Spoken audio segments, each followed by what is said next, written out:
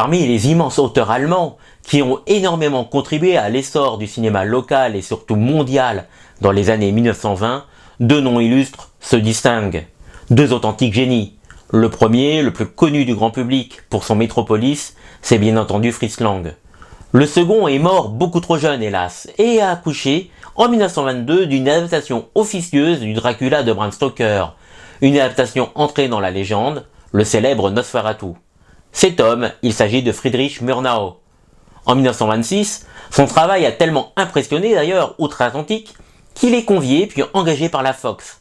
Un an plus tard, il offrit au monde l'Aurore, chef-d'œuvre intemporel, sommet non seulement du cinéma muet, mais aussi du 7e art tout court.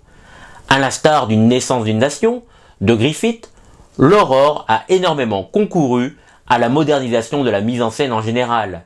Film muet, certes, il s'affranchit de cet handicap présumé et parvient à suggérer les sons par une simple association à l'écran entre l'objet et la pensée. Un train qui siffle, par exemple. Cette prouesse technique, ce type de prouesse, Murnau l'avait déjà accompli dans Nosferatu, quand il apposait des filtres pour simuler les couleurs. Le récit de l'Aurore, quant à lui, repose sur une histoire d'amour et de rédemption. Un mari issu de la campagne s'éprend d'une femme frivole de la ville. Pris de remords, il se soustrait au subterfuge de son amante et tente de se racheter auprès de sa douce épouse. À première vue, rien de bien original, vous allez me dire, encore que le film date de 1927, et pourtant, l'Aurore se part d'une incroyable complexité narrative.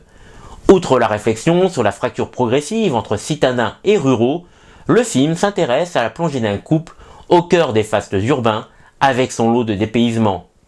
L'immersion se joint à l'action d'une incroyable affondivité, les rebondissements s'enchaînent et on est surpris par la maîtrise constante du rythme.